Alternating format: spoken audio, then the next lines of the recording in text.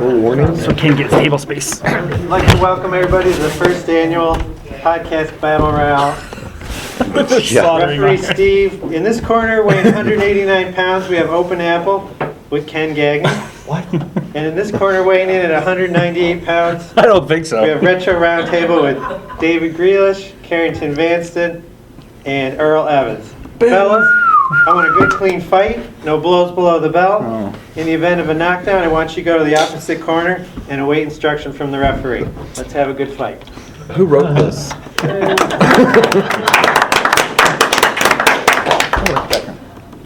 Thank you all for coming to this, the podcast Battle Royale, for a chance for these podcasting veterans here to tell us about what they do. Let me just give a quick introduction. We have Earl Evans, I think, who's been doing this the longest, since 2005. 2005, he started the Retrobits podcast. Carrington started his 1 megahertz back in, I think, 2006.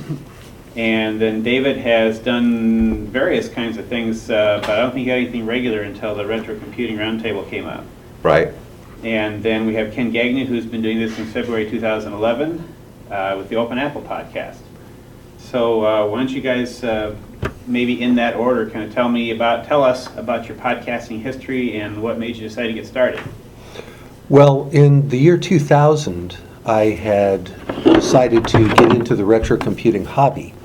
And I was interested in a number of podcasts that I was listening to at the time. And actually, this is, fast forward to about 2005 when podcasting was really starting to get rolling. And I decided, hey, why not a retro computing podcast? There seems to be quite a bit of interest in the hobby. And podcasting has a low barrier to entry. So I got a book on how to do podcasts correctly and tried to adopt some good habits from the very beginning and set out doing the Retrobits podcast. I was, of course, nervous that either I wasn't going to like it or it was going to be too hard to produce, but it actually turned out to be fairly easy and fairly enjoyable. So been kind of doing it on and off ever since. For a few years I was steady on once a week, but then life gets in the way. So it's been a little erratic since then, but then joined in with David on the Retro Computing Roundtable, and that's been a regular show, regular schedule, and that's been enjoyable so far too. So that's kind of my podcasting story. By the way, real quick, how many people here do not listen to any podcasts? Okay. Yeah. I wondered about that, Mike. Okay, and so why don't we talk to Carrington next? I started first with a podcast called The Monster Feet Variety Show in 2005, a short sketch comedy show, which actually got me my writing gig on the BBC, which I still do, which is cool. And then I started doing that was a short run though, that was less than a year. And then I did 5 Things You Didn't Know That You Didn't Know, which was even, sure, that was like a 1-minute podcast that I did. And then in 2006, I started on 1 megahertz as a way really just to document I was playing around with Apple II stuff, and there didn't seem to be anything like that on the net podcast-wise, so I thought I'd just start sort of reviewing games, or I really wasn't sure what I wanted to do with it. And that has been kind of sporadic. I mean, I put out an episode yesterday, the day before, or whatever, but it's been a year between episodes, but it should be back bi-weekly now. And then a year or so ago, David approached us with the idea of doing Retro Computing Roundtable because he knew he couldn't possibly do it without Earl and I. We hold that ship together. And in the last year, I've also been doing one called DoubleTake, which is a movie review podcast that comes out every week as well with my friend Sherry. So weird sort of variety pack of podcasts, and just love doing it. All right, and David. I got an iPod, I guess, in like 2004, because I actually was an Apple solutions consultant at a CompUSA. I was an Apple rep, and I love music, but I wasn't really excited about iPods. But I worked for Apple and decided to get one, and then learning more, I needed to know about it. But then I discovered podcasts. And I already liked audiobooks, so this is like a natural thing. The first one I discovered was Mac-related, was the MacCast. And then I thought, wow, maybe there's some type of retro computing type of podcast. So then I discovered Earl's podcast, and oh, right, this is awesome. And so I had that listened to, then discovered his podcast, and then I started thinking, based on stuff I used to do, that maybe this would be a vehicle for me to do what I used to do, but first through audio medium. And so I messed around and did a few audio episodes. I think 2007 is somewhere when I got started. So I did one called Classic Computing, did 3 of those, and they're okay, but just wasn't good at it by myself. And then I did the Stan Veet. I'm still doing it, I just haven't done one in a while. And it's a copyrighted book, so I wrote him and his publisher and got permission. It's one of my favorite. So much easier with a co-host. Huh? Isn't it so much easier with a co-host? Though it is. Yeah. Fine. Hold Oh on. yeah. So so that I still want to get that done, and I got permission to do the book, and it's my favorite computer history book. So jumping forward, then I had the idea. So then the Retro Maccast came out. So I'm a fan of podcasts, and so I've listened to all the retro computing ones, and I definitely thought these guys are great, or are great at it by themselves. But for me, I felt like having a co-host or interacting with someone would be the easiest thing. So I had the idea for the Retro Computing Roundtable. And so they both were on the first show, but then my idea was to rotate people around, and anyway, cut the story short, ultimately. You couldn't do that. Well, that's too much. Yeah, I just felt it would be a better show and brought the easier on magic. me and stuff to have a regular panel. I always did 4 people, I thought 3 was better, and they both are great, and then, I had podcasting experience too, so then they became regular co-hosts. We're equally billed. Ken. Starting in 2008, for a year and a half, I was producing a weekly podcast at my workplace, Computer World Magazine. I did the voiceovers at the beginning and the end, chose the music, and then did all the editing of the content, which the editor-in-chief created. That was my first exposure to producing podcasts. I was listening to podcasts for a while, including each of these gentlemen's and A2 Unplugged and several others. But there were 3 podcasts in particular that inspired me with their variety and the quality of both the production and the content, those being the Trek Cast, which I found out about after a Kansas City resident, Dayton Ward, appeared on it and promoted it on his blog. There was the Major Nelson Xbox podcast, which I still listen to, and the Retro Maccast. All very different shows, very different topics and formats, but each one had something I really liked. And at KansasFest 2010, I was up late one night talking to people, and I started wondering, why can't we have conversations like this year-round? So I started thinking maybe we can have a podcast. And my original thought was, let's just get some guys together, just talk about Apple II stuff for 4 hours, and then cut it up into 4 monthly episodes. And that way we don't have to record every month. We'll just put out this stuff that's evergreen, that's timeless. And that format dramatically evolved, as you know, as Mike and I started talking more about it.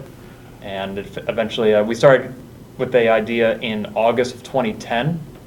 And 6 months later, the podcasting scene was very different. A2 Unplugged had stopped podcasting.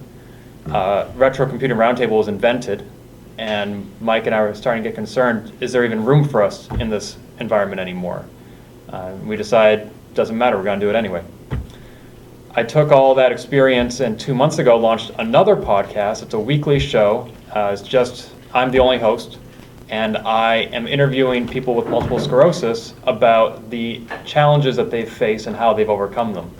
It's only going to run through September, and again, it's very different from Open Apple, but using all the skills I learned in Open Apple, I was basically able to hit the ground running and not have this learning curve of what hardware do I use, how do I edit it, etc. So it's been really fun, and it's a very succinct show compared to the retro computing shows that we listen to. Yeah, that one's just almost always about 30 minutes.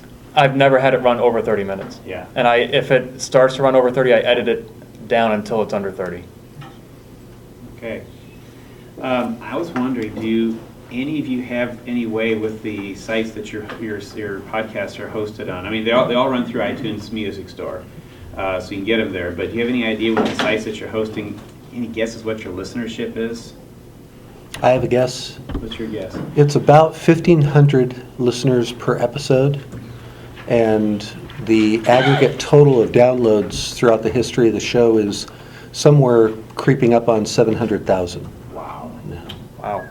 And you've got, I think, over 140 About 140 total. episodes. Yeah. And the podcast hosting site that I use called Libsyn, Liberated Syndication, gives you very good statistics about your podcast. So that's how come I'm able to take a look at those numbers on a regular basis. I didn't realize this until I talked with him, but the gentleman that did the Today in iOS talk is part of Libsyn. So, yeah. Yeah, iTunes does not provide analytics at all. No, nothing. What about Carrington, David, any guesses? I don't know how many current. I just topped 2,000 downloads of the episode that just came out. So that seems to be the number of people that stayed subscribed over a year of dull time. It was typically around 5,000 downloads before the peak, like when episode 14 came out, when it was more regular. Okay. It's half that for DoubleTake. We have, I think, 1,800 subscribers according to the host, and so it gets about 2,500 3,000 downloads, but a lot of people download things multiple times, that kind of stuff, so your number of subscribers is usually fewer than your number of downloads. So we typically hover around 1,800 downloads right now of the last few episodes of DoubleTake, and RCR has a much lower audience. I think we have 500 or something like that subscribers. So I think it's getting like 800 downloads or something. We did change servers recently. Right. So everything's sort of messed up stat-wise and stuff. So the last time I looked, I think it was saying 500 or 580 subscribers and maybe twice that in downloads or something. So. And as for me, so speaking about my own podcast and then the earlier, so pre-changing the server for the RCR, the good news is that I was not impaired at all by not knowing anything about RSS feeds or. Because I don't know any of this technical stuff as far as that goes. So I have to give Apple credit with iLife and MobileMe and all that made it very easy for me to do what I did. But unfortunately, it went away. And so, we moved RCR ahead of time. I only recently got the Stan Beat and the Classic Computing ones moved. So I have no idea as far as what they got before that. There's no way to know, unfortunately. Because it kind of doesn't matter. Well, yeah. It's... Ken, do you have any guesses on Open Apple, what your listenership is? Yeah, we host our content ourselves. We don't use Libsyn or Cyber Ears or anything, but we do use a media redirection service called Blueberry. They also created the podcasting plugin for WordPress that we use. And this says that overall we have about 20,000 downloads of all our episodes aggregate, and per episode's around 800. Okay. Wow. Now, do any of you have, like I could speak with Earl maybe since you've done it the longest, do you know how long it took to build up to this volume that you hit about now when you put out a new episode? I mean, clearly you didn't start the first episode and 8,000 people said, well, I want to listen to that, so. I think about a couple of years, actually, maybe even more, because one of the things that I was negligent on, I didn't do any advertising to speak of. I published on a couple of mailing lists that were retro computing oriented and got on a couple forums, but I didn't really tell anyone about the show. It just kind of spread through word of mouth. And so that takes a while to snowball. Is there any advertising, any way of, I mean, it's almost like the internet in general, that to get, if you want to say something, you have to say it frequently enough or loud enough for it to raise above the noise. Is there any way of kind of getting that message out there? Hey, we got something to say about retro computing. There's lots of podcast aggregate sites and things. I guess you could. I've never advertised either. Like our shows are niche enough that you figure your audience is going to find you. Like DoubleTake's different because it's a movie review site. There's a million podcasts like that, so maybe I should advertise that one. But 1 Megahertz or RCR or Open Apple, we're so targeted. Yeah. Like that everybody searches for it. There's not a lot of them. It's easy to find them on iTunes and stuff. So I've always just assumed put out content that people will eventually find it. I think they have to sort of know, not everybody's seeking audio entertainment either. Mm-hmm. So, but if they are, they can certainly find, I think, our niche.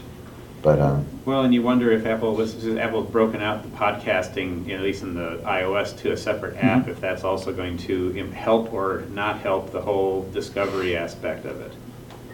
I think it'd be great.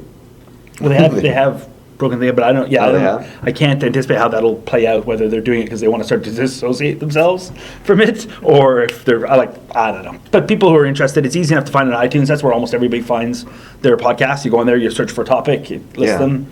Hopefully, you have good cover art, and people just give you a shot. Back in the days before iTunes was really the big gorilla, There were other podcast engines or podcast search registry sites. Podbean. Yeah, that you could register for, and I did register for some of those. But once iTunes really kicked in and had the lion's share, then it was easy. You just register there, and pretty much anyone could find you. Yeah.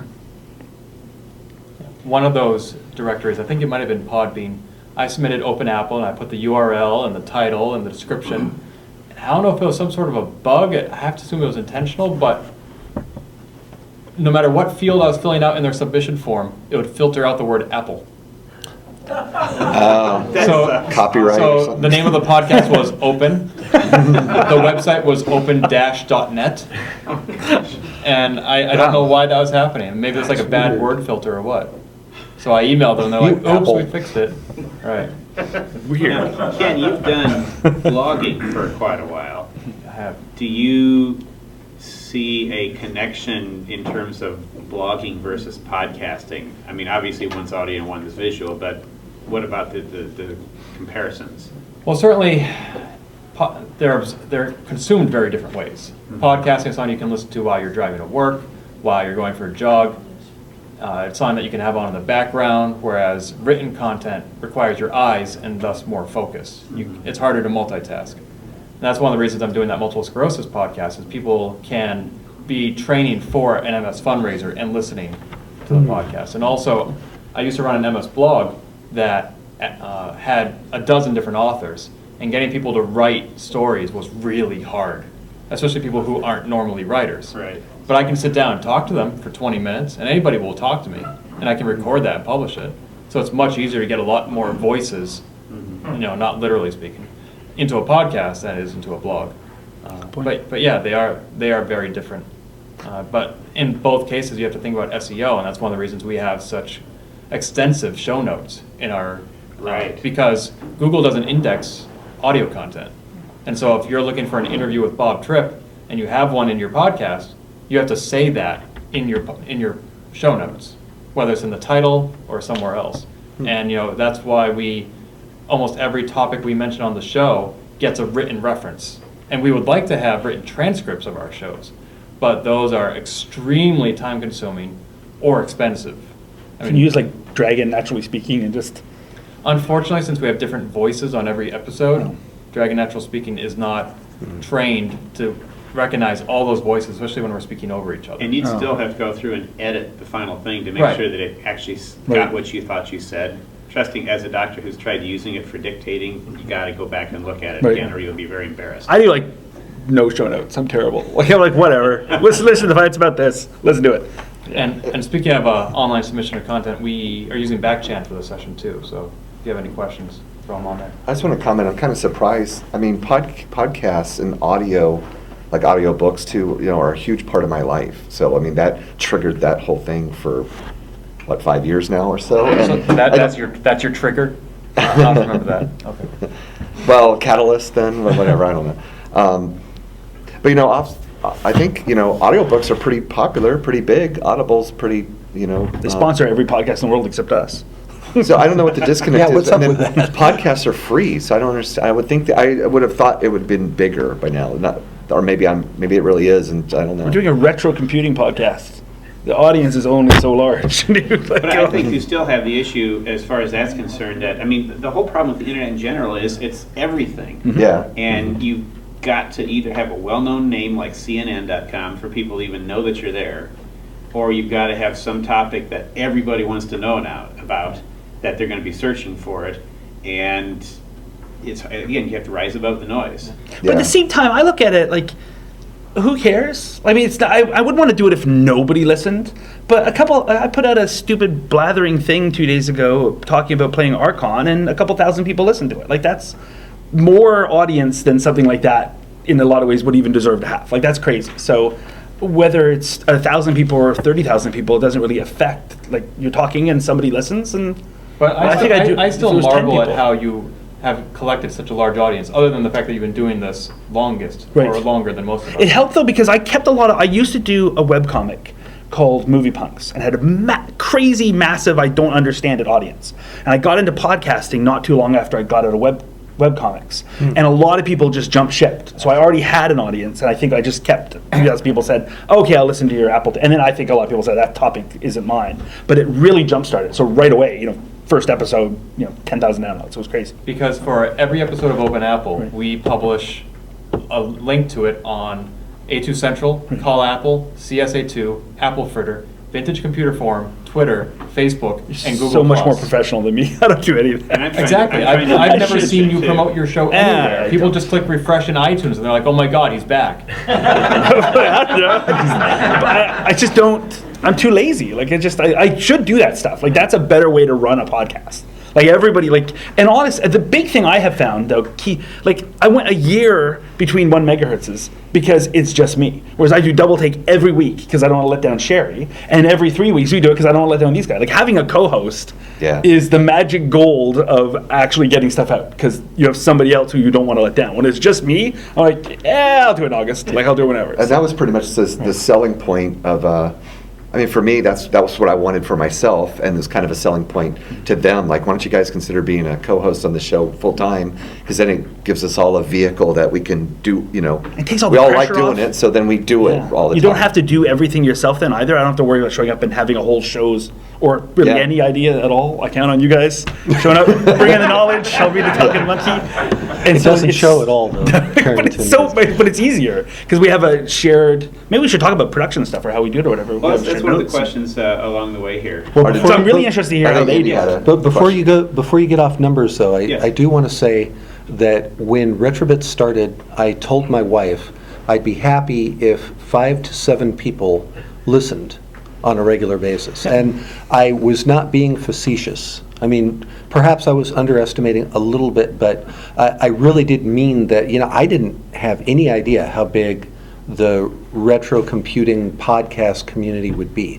I thought that it could be double digits, and that was okay. And even today, it would still be okay. Yep.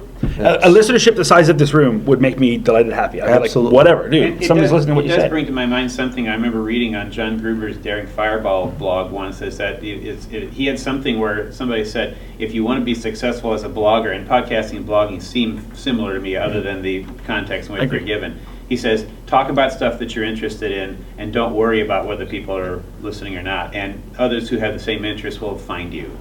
Sure, there's advertising and there's putting out the stuff so people can search for you and find it. But I can't tell you how many times I've listened to Retro Maccast and someone says, oh, wow, I just found your episodes and I'm listening through them. Or Retrobits. And I'm listening through all the Retrobits now that I found it. So if you have enough out there that they can find it, they're going to say, amazing stuff, I want this, and they're going to add to your audience right there.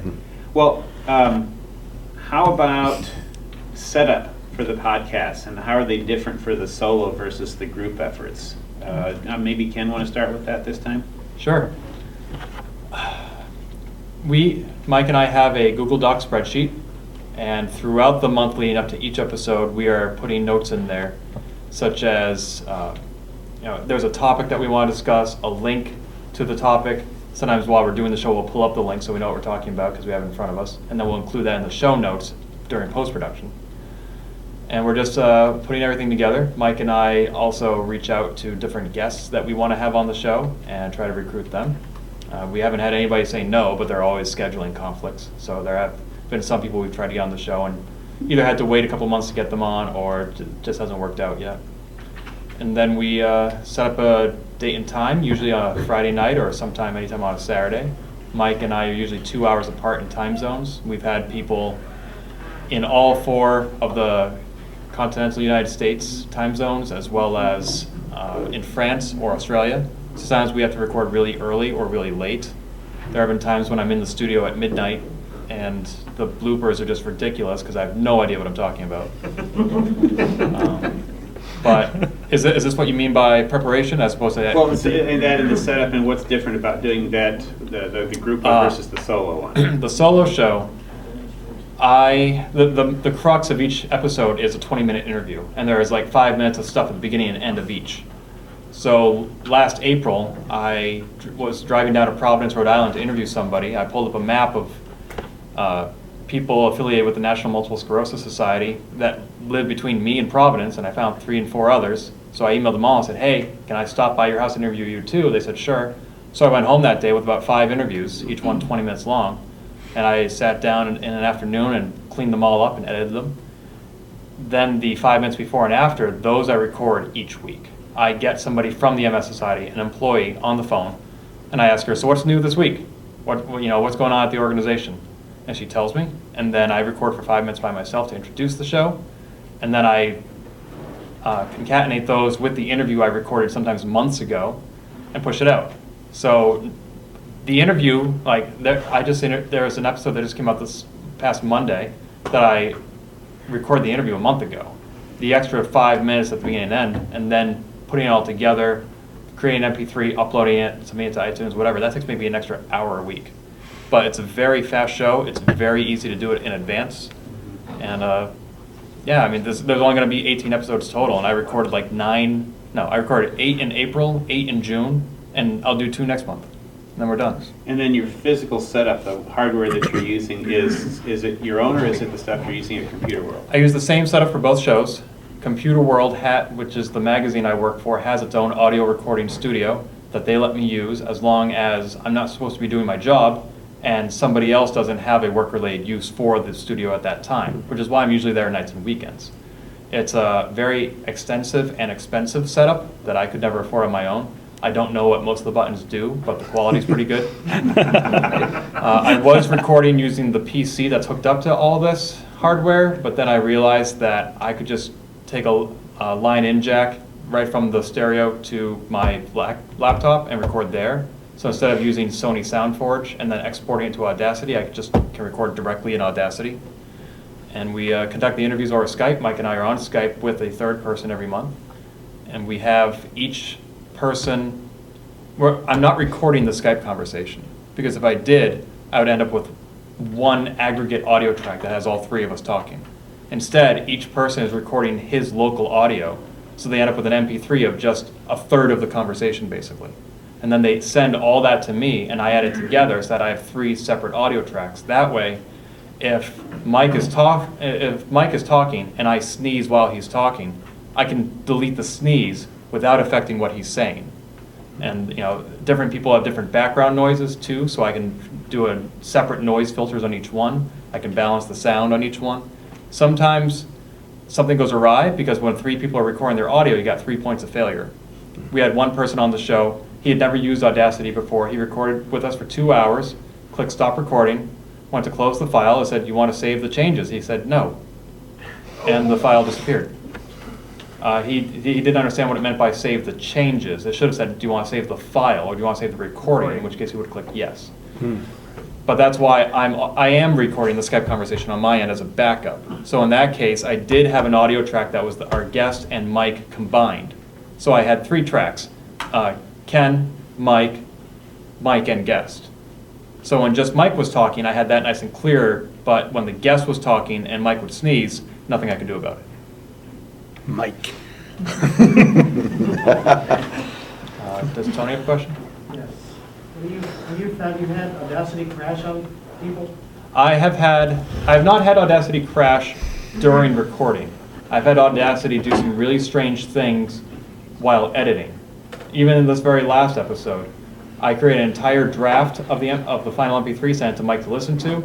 He found some errors I had made. I went back to correct them, and when I opened the file in Audacity, I was missing. Mike and our guest were there, and I was not. So I had to make the changes to the MP3 I had sent Mike, and then re-encode all that. So that actually did impact the quality of what you finally heard in the July episode. Yeah, also, if it crashes during the recording, does that mean everything's lost before that? Because I noticed the way Audacity seems to save snippets of files constantly. I've never had that happen. We haven't run into that, so you don't Not neither the host nor any of the guests have ever had Audacity crash during recording. Who wants to talk next about their setup and how they do it versus solo versus group? Why don't you go ahead and Earl with your Sure. Retrobits, I guess. Earl. Sure. Well, on the solo side, I typically use, I got this set up when I started. It's kind of a middle-of-the-road microphone and a little mixer box. and analog plug-in to the PC. That was the hardware that I would use to record. In terms of software, it's on a PC, and it's kind of this weird, out there product called Samplitude Music Studio. But I'd had it from the past when I did some music recording, and it seemed like it would be a good fit for podcast recording. It's a typical multi-track. You can record one thing and then record another thing while you're listening to the first thing, and so that's my studio that I use. And I have trouble sometimes with my P's and S's, too much popping. So someone told me I should get a pop filter. And it's just this little screen that sits in front of your microphone, and I think that improved things dramatically. Spent $10, $15 on this little accessory. In terms of show prep, for the Retrobits show, it often involves a lot of prep because I'm talking about some particular computer model or some particular computing language. So I try and do a lot of research before I get up in front of the microphone. I look at the forums and enthusiast blogs for whatever that particular subject matter is, so that I don't say wrong things when I'm doing the podcast. That contrasted to Retro Computing Roundtable, I tend not to use that fancier setup. I just use my normal Skype Logitech headset, and we have a show document on Google Docs that we use to collaborate. So we'll throw some items in there. Often the show prep for me, for Retro Computing Roundtable, can be as short as a half hour to an hour. I try to prep while he's doing the intro. And so I'd say, the differences are slight difference in the equipment that I use. We record off of Skype, and unlike Ken's process here, which is pretty professional by comparison, we get on Skype and we just record the three of us. We just go for it. And David doesn't separate the tracks. And we don't separate the tracks. And, perhaps we do have a little bit of background noise, especially with Carrington. But that's what I bring. But we found that works for us. So differences for Retro Computing Roundtable, less prep, slightly different equipment, but definitely a more regular show, because again, because of the three of us, you don't feel like it's all on your shoulders. Right. But I mean, 'cause you were very regular for a long time. Yeah. And with, but everything can sort of slow down, come to an end. So There is this. I just think you should give yourself more credit. Podcast fade. Yeah. Pod fade. Sure. Yes. Yeah, they just kind of. I'm going to take a break. Yeah, because for the longest time, man, you were like clockwork. That stuff. So you should feel proud of that. So that's my prep. Any Now, what any about questions on and that? I didn't ask Ken about this, that you've got, everybody has like an intro song, an outro song, and sometimes these things in the middle of bumpers or something. Is that something that you just record the whole thing and then you add it afterwards, or how do you do that? Well, for the intro, I try to match the words of the intro along with the song. So I'm having to actually listen to the song through the headphones while I'm talking, so I get things in the right spot. Mm-hmm. The outro, I actually add that after the fact and have the little fade out and that. In terms of finding the song, I was very interested in Creative Commons, in this concept of like open source media, if you will. So when I went to start Retrobits, I wanted to find a song that I knew that I could use freely. So I went out to the different venues and the interesting thing about that is I found that there's a lot of great music out there too that you can have for free out on the Creative Commons sites. And I don't have bumpers, and I've often wondered about that, whether or not I should break up the show a little bit in between, because if it's just, yes, I do have a bumper here. I've got bumpers. But if it's 45 minutes of talking and you don't have anything in between, I wondered if that kind of gets monotonous. So I've liked with Retro Computing Roundtable that David throws in, the little retro computer ads. Oh, yeah, we added that a little bit later. Yep. But yeah. But I suppose the way you were doing your show, if you have a topic like you're talking about Fortran, it's like you don't want to necessarily break it up and say, now a message from our bumper. You Yeah, I just think keep talking. No, that's true, but Retrobits, one of the things that I learned from that book that I talked about when I started podcasting is Don't think that you're going to get everything right from the beginning, and maybe don't think you're ever going to get everything right, but try to get as much as you can. And one of the things they said is have a predictable format. So when people listen to the show, they know what's coming and about when it's coming, and it breeds a familiarity. Yeah. So with Retrobits, there's the email and forum section, then the news and links, and then the main topic. And also in And both so, and in between those would be an opportunity that'd be for. a place you could do it. Yeah. And when you start, you reading over the music, do you actually read it off a script, or do you just know it so well that you don't blooper it? The beginning part I have memorized by heart now, but the rest of the show, I produce a script. You do? Okay. I do, and sometimes it depends on, the mood I'm in. Either it will be bullet points and I just wing it, or sometimes it's nearly verbatim, but I do have something in front of me so that, it's keeping me honest. Okay. I was just going to say, because having been, so I was their fan before we were on the show together. But seeing both of your shows, the nature of your shows, I think it worked very well. Not having bumper music stuff in between. I liked it. It was great. And but like when Retro Maccast came along, I liked that they had their little music in between. So it's cool both ways, and depending on the nature of the show. And we could probably have it either way on the RCR, but I like it. I think it's great putting the commercials, kind of breaks it up. Yeah. But I think it's okay if you don't have that too. I don't know. Sure. I guess when you move into professional television, so I think all that bumper stuff is based on commercial. Like Well, that'd be also time to run kind a of- commercial now and come back from It commercial. also kind of breaks up the Yeah. thing a little bit. So, we're moving from A to B and from B to C. So that you've got something to, and depending on, and I suppose this also has to do with what you're using to produce this with. I know that some of the people who use GarageBand to make what they do, and then the Retro Maccast, they stuff pictures in at various places, Yeah. and so that there's a lot of things you can do with And their the music podcast is if you from want. GarageBand, and the Stan Veet and the original classic computing one I did, that's all from GarageBand. Then you guys got your music independently, and then RCR, that music. GarageBand. Is yours from GarageBand? Yeah, the DoubleTake is from GarageBand. Yeah. Just changed in tone from the One samples Megahertz come with is it. from GarageBand. 1 megahertz is. Is it? But it's a mix of some sample things that were in GarageBand, and then you can also write your own notes. Yeah. So I just put your own notes and you pick an instrument and bingo, and then just that's my theme tune, Ken, where just do you for get fun. your music? Mostly ocremix.org, which is, it's not exactly chiptune music because you can use any instrument you want, but all the music is based on old video game music. So it's all remixes, hence the name, Overclocked Remix, or freemusicarchive.org. Okay. And one of the songs we got from there was under a Creative Commons share-alike license, which meant if we wanted to use their music, we had to license our podcast using the exact same license. And we were leaning toward that anyway, so once we chose that music, that made the decision for us. That's a good point. Early on in Retrobits, I wanted to use some material that was under that same license. And that is actually at the point that I hadn't really specified a license for the show up to that point. But then that pushed me into doing that because you kind of have to if you're going to use that material.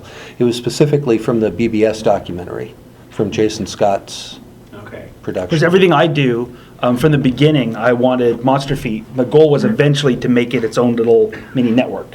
That's why I've got more shows launching next month, that kind of stuff. But from the beginning, the idea was it's public domain. It's literally given away. You can put your own name on it if you want. You can sell it. You can literally do anything with it. So that precludes me from using a lot of Creative Commons things because they'll have often a share like item. I'm like, no, dude, I'm literally, now I only give away the original stuff. I'll also sample movies and commercials and say, okay, well, that stuff's just sampled, whatever. But anything that's original is literally given away in all my podcasts, other than the RCR stuff, and we've gone with Creative Commons on that. But for my own stuff, it's all completely, do anything you want with it, remix it, use it, sample it, put your name on it, anything. Since you're talking, what about your setup? I use a completely different setup for all the podcasts. Why? Just because I like gadgets and toys, so you just it sort of fell into it. So we record RCR. We're talking about David and I both do the recording on that using Call Recorder, and I also use a back program called Paizo, which can record things like Skype and your own microphone at the same time, mix and that kind of stuff. I used to use other stuff, but it just doesn't work on the latest Mac things. So we'll both record that, but I'm really recording as the safety net. So if one time David's recording just cacked out, And mine was there as the safety. That's Which has really the happened only, a couple yeah, it has. times. Really So that's weird, that's yeah. the only reason I record that show is to be the safety net just in case. And then David takes it and he does the mix down, David does his magic, puts all this down, and then gives back to me via Dropbox a final MP3 file. Then I take that and I do the final editing for things like iTunes. Like I'll put the show notes inside the MP3. I put the artwork in the MP3 and embed it and that kind of So stuff. your Monster Feed site is hosting. No. the file. So yeah, no, this RCR. So Okay. and what we do is this is for RCR, and then what RCR does is then we upload it to Cyber Ears, Oh, who this is offers our Cyber Ears. hosting, and then I separately upload it to Amazon S3, where I have hosting for Monster Feed, and that's our backup just in case Cyber Ears goes down or something. So that's our online backup. So that's how that's produced. For 1 megahertz, I record into Pro Tools, and I even use a different microphone. I use a microphone for RCR that's a Heil PR40. It's a high-end, nice microphone. But you really can't, once you div these things down, you really can't tell. You can talk into anything, it sounds the same on a podcast. And I use a Rode podcaster mic for 1 megahertz, which is just a USB plug-in mic. And I record that with a little pop screen in the front of it, because I have terrible mic technique, like Yeah. terrible. This is $25. Yeah, you can really don't spend a lot on gear. I just like the stuff, and then I record into Pro Tools for that. But I do know that one also. I do no script or anything. Like it's just I'll play the game, and once I feel like okay, I'm done. Mostly I'm done. That's when it's done in podcast. I'll then go read about it and try to get a bit of the history so I understand what I'm talking about, and then it's just ready.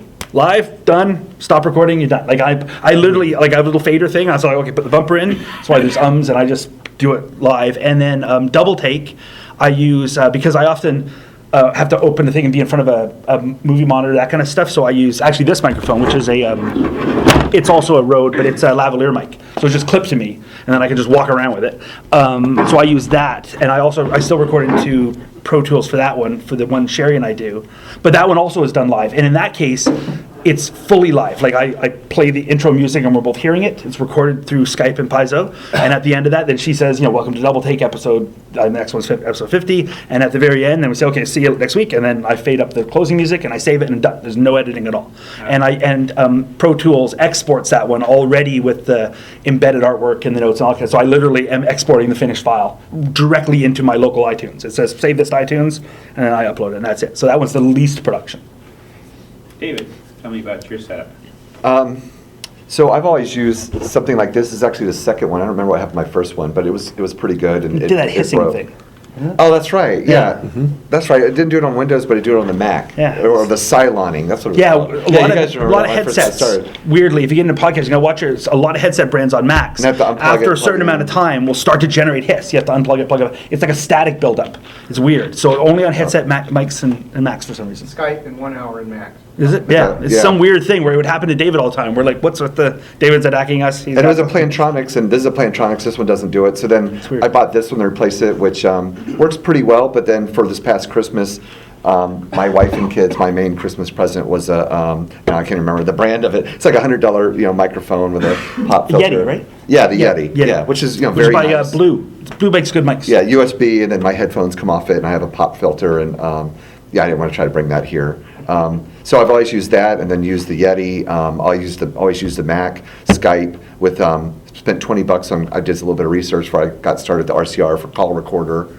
When I did by myself, I just did straight in the GarageBand. So now it's Skype and call recorder, and then I pull that into GarageBand, and I could tell some funny stories about my learning process. Like I said, I've never separated out. Yeah, in Call the Recorder, tracks when it and- saves, it actually creates a movie file, Yeah, you drag- weirdly. And in it has separate tracks for this incoming call and the local person. But David only found out yesterday that is the case. He's always just saved. I'm like, what do you mean you don't separate that? I thought you'd level us. He goes, no. Yeah, I'm like, and I had some fun I assumed you times. did. I had some fun times early on with like mine's way down or theirs is up or something, and so you have one track, and it would take me hours to go through and listening and then going through and adjusting everything and Separate the tracks. yeah. But what else I need to tell you?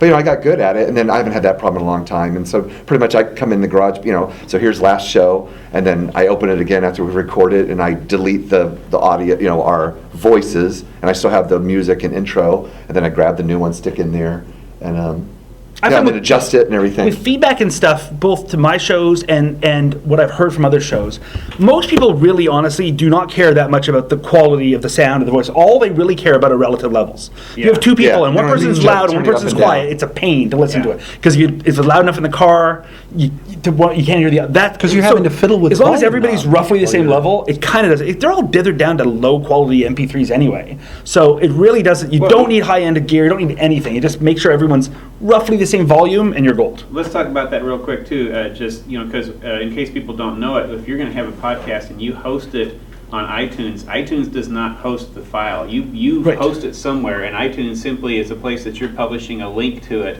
So when somebody downloads your file, downloads it through iTunes, they're actually downloading it from your serving site, wherever it may be, it's your own Aggregator, is that website the or right being word? it's Libsyn or whatever, somebody else's. So you can make the file a 16K BPS file if you want to, or you could make it a 256K BPS You're file paying if for you your want to. bandwidth. You're paying for your own bandwidth. You can make it as nice or as lousy as you want. Now, Or like video versus audio, because I did a few video ones. There's a lot bigger. You can do video podcasts. Well, which you're starting- August 1st, yeah. The 8-Bit Archaeology launches August 1st, and that's a video one. So I've been really concerned about what are my bandwidth costs going to be.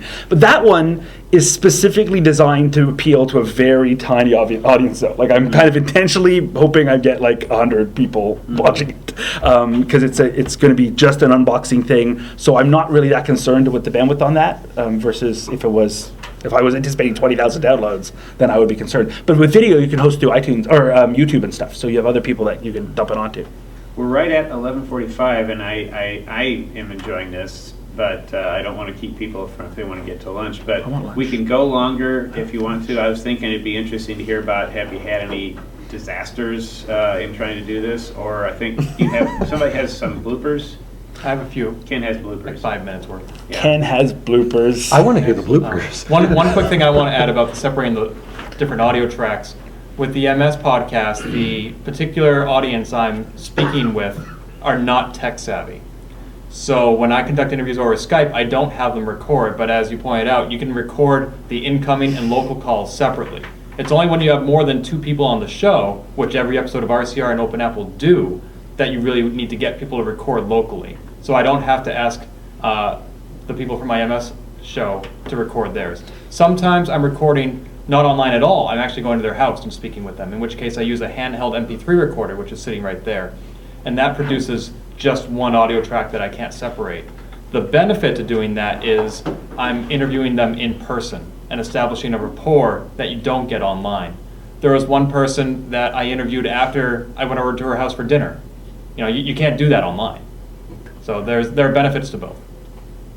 If anybody's interested in podcasting, like, or doing anything like this, I have found not only us, but everybody in podcasting loves to talk about it, wants to talk about gears, the stuff that they learned. It is so easy to get information. Like, it's so easy. You just approach anybody that's like, great, here's what I did wrong, don't do this, I like this. And like, I mean, it is we wouldn't do crazily podcasting helpful. if we didn't want to talk. I'd be Yeah. happy to tell you what you did wrong. Would you please? Because I'm still Yeah, and also we're all dying for more feedback about anything, No. volume levels and Well, good and I know bad we're and- short on time, but there is one change in our format we're going to make that I think might be worth talking about here, which is up to David's out. Yes. A, announcing we're live. kicking David's David out. I'm in. Secondly, yeah, and Ken's going to join us. Up to this point, we have done the podcast on our own. You know, David mixes it down, and then we publish it. And the audience really isn't participating in the production of the podcast. We're sick of it. Yeah, we want some participation. So we're going to try to move to something like what This Week in Tech does, what Twit does, where we'll be doing the podcast, streaming it live, having a chat channel so that if people want to get in and chat while we're doing the podcast, they can type in questions. You know, it'll be very interactive. Because doing And- that kind of stuff has become really easy thanks to Google Hangouts and stuff. So we figure, well, Right. and we record on weekends, so it's in a nice fixed time that's It'll be a good scheduled. So time it should be for easy people. if somebody wanted to participate. Hey, get involved, be part of it. And I know for myself that probably will not be, I probably won't be involved because, like I think Ken said, my podcast listening time is on the way to and from work. Right. Most, car. you know, almost everybody time shifts podcasts. So, but if people do want to jump in, if there's some, you know. It can kind of enhance the show some too, even if you're only listening, but the fact that some people are participating and we're reacting to it and So it's responding. actually getting a little bit more like talk radio. Yeah. Yeah, In a sense. podcasting essentially is like talk radio. Yeah, talk radio without the money coming in too. Right. That's right. Even though you told your wife only about 12 listeners, I'd be happy, and you've got all these, many listeners, it still isn't generating any money for you, is it? It brought us down here. Well, that's It true. did. That's Yeah, true. we got It sponsored did. to come down here, I so that's suppose cool. if you can get a sponsor, it does generate at least pizza money. Yeah, I'd like to know what you guys get out of cyber years. they Hosting. Just Your- that's yours. it. The MP3 or the whole space. site? difficult hosting. He says as the guy who has to upload it. Oh, do they host We're just the gonna MP3? upload No, just the this. MP3. Just the MP3. But I mean, Yeah, I know. I hear you. I hear you. I hear what you're saying. I'm with you. okay. We have a very nice listener, and fan, and so he offered. It's his company, Okay. so he offered to give us that space. Yep. And we were I mean- moving servers anyway and stuff, so it was like Okay. 'Cause I'll Mike- win from Mike that. and I put our MP3s right on open-apple.net. Sure. And in return, we don't have to advertise anybody. Yeah, and I host all my own stuff And on that's what I do Amazon now, S3, too. which is so cheap. If you're looking for like crazy cheap hosting and bandwidth, it's bonkers how inexpensive Amazon if for big bandwidth using things. Crazy. I thought it would be much more expensive than it is. It's And I want to say one pennies. more thing, and then Ken can play his thing. Yes, Is that so? We're doing the show live today at 7:30 Are we? p.m. Cool. Yeah. Do we have show notes? Yep. Cool. And also, This will I actually thought be the we could first project them time up that and- we've ever done an RCR with live participation, so that's going to be cool. or together in the same room. Or, That's true. But That's also, true. we could put Or face-to-face. show notes up on the screen, and people can see the process too. Cool. I think you should go to your rooms and call in. That's what I'm going to. I'm going to be in my room. I can't. Maybe we can freaking set me 3 out. microphones here, 3 monitors here, and you could be up on the monitors. Freaking me out. I'll just plug this in. I don't really need video for this. Okay. Let me move But this speakers. would be helpful. Thank you. Are the speakers even on? No, they're not. That might be useful. Does anybody else here podcast? I got it. Anybody else podcast? Not you. Who's that in the back? It's Mike. He walked off the last show though. So Okay, let's see. no, you should. It's fun. Walk up every show. So one thing I want to briefly play is, like I said, I learned a lot doing Open Apple. Then I then took them to the multiple sclerosis show. Speak. not. Save. Here's the intro from Open Apple. Welcome to the Open Apple Podcast, where we celebrate the Apple II. Whether you're a longtime user, a nostalgic visitor, or a newcomer to the community, join us as we share news and memories of Steve Wozniak's most famous personal computer. Who is it? Actually, an alumnus of this school. Okay. She was one of the student CAs checking people in, and I'm like, you have a great voice. Yeah. She has a good voice. And now Ken's pickup line. here's the Yeah, I intro to know. the multiple sclerosis podcast. Welcome to MS Challenge Talk, bringing the world 3 days and 50 miles closer to a cure for multiple sclerosis. Whether walker or crew, veteran or new, join us as we share news and memories from MS Challenge Walk. So different voice, but almost the exact same script. Yeah. And the same thing with the outro. The same sort of feel to it. This has been Open Apple /MS Challenge Talk. Find more episodes, send feedback, or read our blog by visiting us online at blah, blah, blah. So I just didn't know what else to have them say. And, it worked the first time. Why not the second time? But it ain't broke. Right.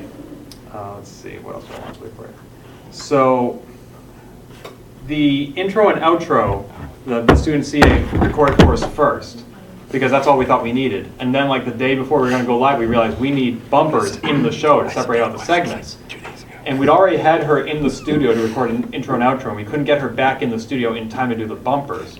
So we took my laptop with a USB microphone, and in her apartment, she didn't want to interrupt her housemate who were asleep. So she got under the covers of her bed and recorded on a USB microphone on my laptop. That'll work though. Get rid of the echo. It's a And good we idea. used that for the first 3 episodes of Open Apple, episodes 1, 2, 3. And then we got her into the studio to re-record them. So I want you to hear the before and after of how the show changed a little bit. What's it worth to you? Hold on to your wallet as we look at the latest Apple pickings. What's it worth to you? Hold on to your wallet as we look at the latest way less Apple muffled. Before and pickings. after. How well do you know your Apple soundtrack? See if you can name the game. How well do you know your Apple soundtrack? See if you can name the game. Get what's new and exciting in retro computing with 2 news. Get what's new and exciting in retro computing with 2 news. Old or new, it's still cool in retro views. Old or new, it's still cool in retro views. And then we also had her re-record the outro, because the first 3 episodes, she says, find more episodes, send feedback, or read our newsletter by visiting us on the web. Because we originally intended there to be more of a textual component to Open Apple than there ended up being. So we scrapped that idea and said read our blog, which is a newsletter. Anyway, let's see. Now, let's see, I already played for you her intro. Welcome to the Open Apple Podcast. But I found this really neat effect you can do in Audacity, which I have to share. Let's see. And basically, it produces the effect of her having recorded the intro for us late on a Saturday night. Welcome to the Open Apple Podcast, where we celebrate the Apple II. How many shots was this? Well, I'm not sure. Whether you're a long-time Bartender.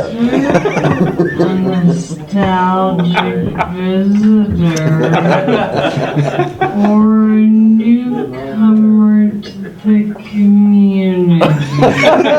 Let's do your whole show that way. Share news and memories. You ought to really do something like play something like that, and then recorders say, like, are you okay, or let me never come back? She keeps going.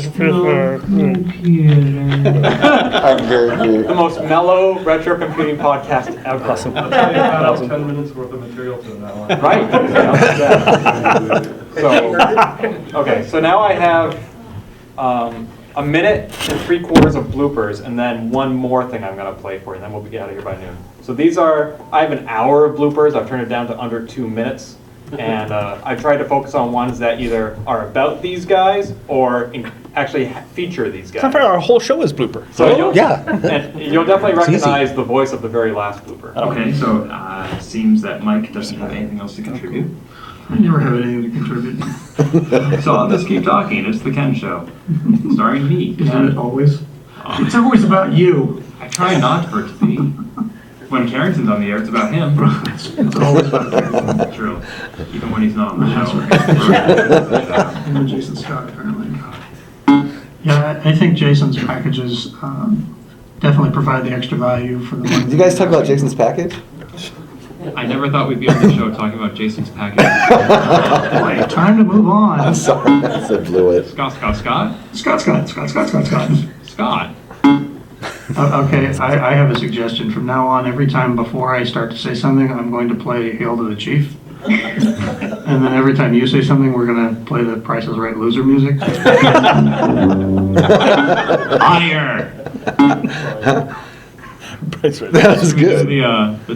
The Voltron cry that RCR does. That's hilarious. The what? That was. Retro Compute. I don't know what they're doing over there. They don't know what they're doing. Not like us. That's right. One, we need to synchronize our audio tracks, and the way we do that is we basically just count 1 to 4. I say 1, Mike says 2, David says 3, Steve says 4. I knew this was coming. And then I use that as an audio cue to line up the tracks. So, 1, 2. David! Sorry.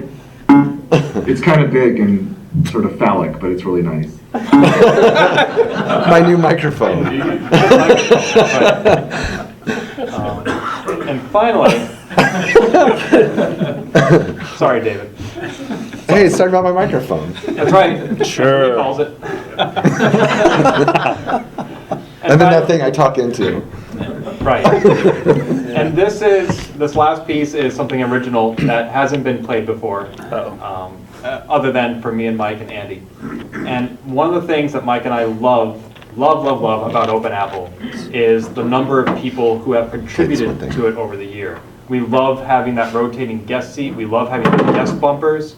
And we just love bringing the community in, whether or not you're at KansasFest or a Juicy subscriber or whatever. We've talked to people all around the world who love the Apple II, and we've gotten to hear their stories and share it with all our listeners. So I'd like to play this very brief tribute to all the people who have made Open Apple what it is. this is Vince Brio. Hi, this is Steve Weyhrich. Hi, this is Martin Hay. This is Jason Scott of TechFiles.com. This is Sheppy. Hi, this is David from the Retro Computing Roundtable. My name is Alon. And this is Ara. This is Carrington from 1 megahertz. Hi, I'm Bob Bishop. Hi, this is Sean Richard. Hi, this is Ivan Carter. This is Ed Eastman. This is Andy Malloy. Hi, this is Eddie Rowan. This is Randy Brandt from Beagle Brothers. This is Open Apple. Nice. Very nice. Would you guys indulge another 45 seconds or whatever? Uh-oh. Yeah, you need the thing? Yeah, I got one thing. One thing I can play that you may or may not have heard before. We made it for the Retro Maccast. So may not be able to see this. Yeah. Does he mean we, us, or we, him, We, and us. the voices? Oh, yes, I know what Well, he's talking about. we are his voices. He hears us. Some people can watch it, maybe. Watch the cover. Hello. Hello. Hello. I'm Carrington. I'm They Earl. played on the Retro Maccast as We're well. the Retro Computing Roundtable. Congratulations, James and John, on 200 plus episodes. We'll be waiting for more. Now, isn't that a throwback to Larry, Curly, and Moe? Yep. Yeah. I've always loved that. Hello. Guess hello, which thanks. one's Curly?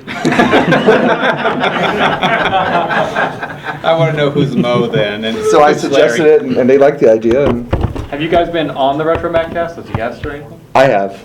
Yeah. I've been on Retro Maccast and Retrobits. But I've been nowhere. I sung on Retro Maccast. That's true. You were Did you? But if you could see it, I mean, you can see where the hellos, and then I had to move them around, and then where we all say hello. That's and then- GarageBand. People. Yeah. So. And GarageBand really has a lot of cool tools that are specifically for podcasting. Other than it auto-normalizes everything you record. So you'll find, like, when you record, you watch your waveform, and then as soon as you click stop, that section on its own will shrink or expand. Yeah. Separate from your universe. That drives And me if you use crazy. GarageBand, it can mess Yeah. up other people's Audacity setups so that they have to make some new Right, rules whereas based Pro on Tools the guy who doesn't, screwed so. up on their podcast. Shall we go to lunch? Okay. Yes. That's Let's it. Thank go. you.